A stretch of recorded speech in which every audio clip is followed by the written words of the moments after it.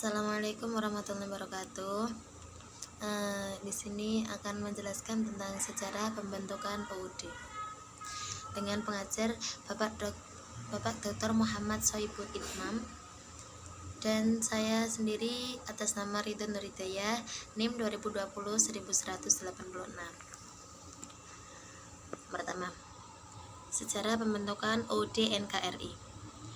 UUD 1945 diresmikan menjadi Undang-Undang Dasar Negara oleh PPKI atau Panitia Persiapan Kemerdekaan Indonesia pada tanggal 18 Agustus 1945. Namun sejak 27 Desember 1949 di Indonesia berlaku Konstitusi RIS, dan sejak tanggal 17 Agustus 1950 di Indonesia berlaku UUDS 1950.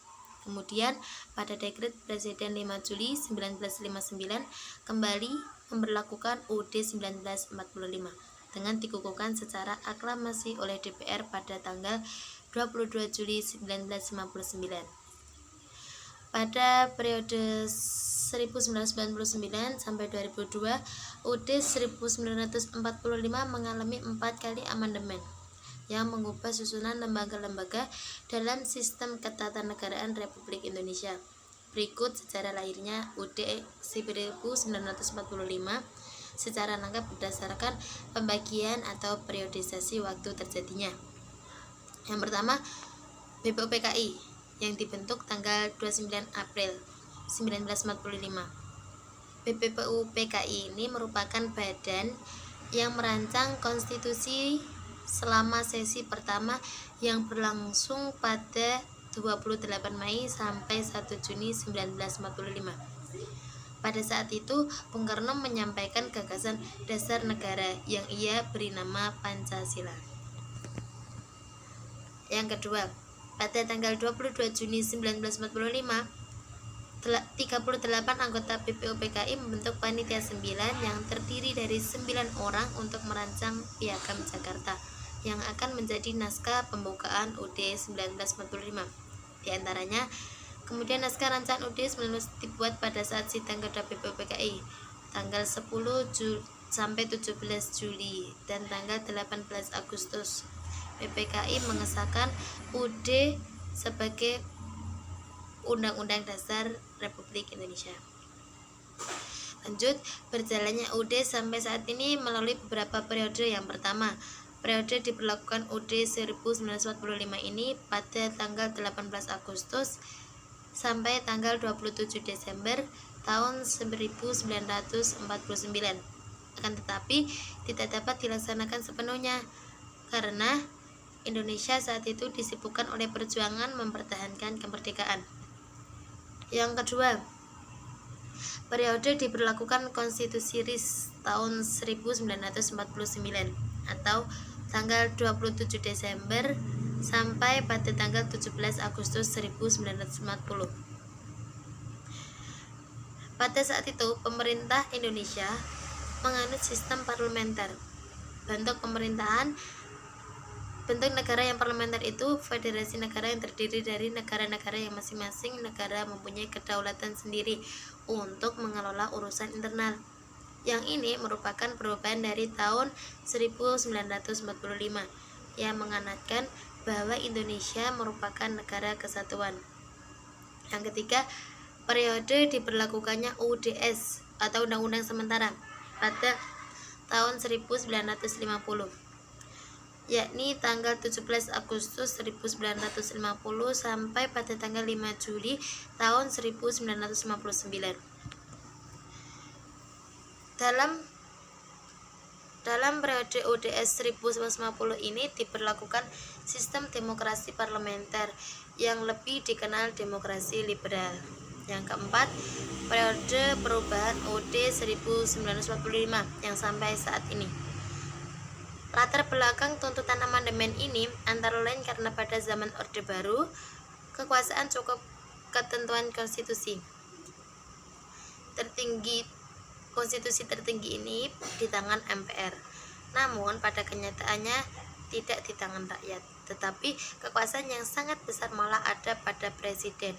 Hal tersebut karena adanya pasal-pasal yang terlalu luwes atau yang dapat menimbulkan multitafsir.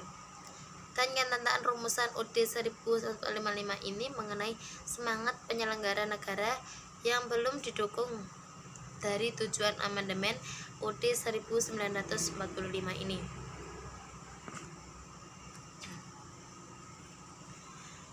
Terus gagasan Bapak Hatta selaku founder Indonesia mengenai undang-undang.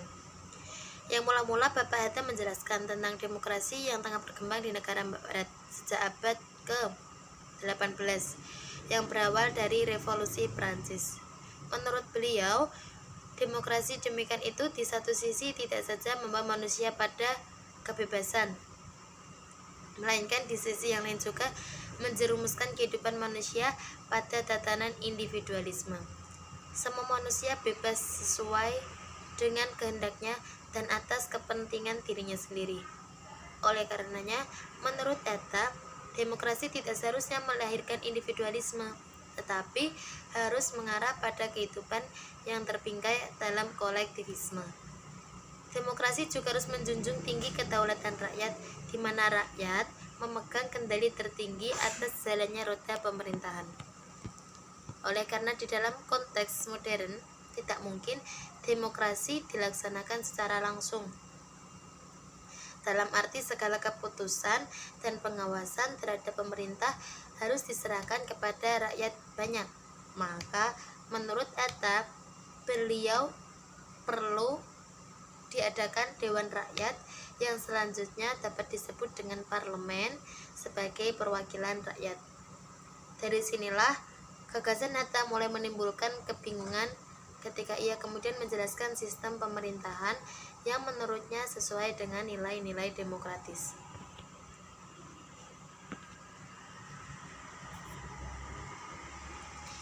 Ternyata pengalaman demokrasi di Eropa yang penerapannya lebih dekat pada sistem pemerintahan parlementer berhasil membuat Bapak Hatta terkesima dan turut mempengaruhi corak pemikirannya terhadap sistem pemerintahan di Indonesia.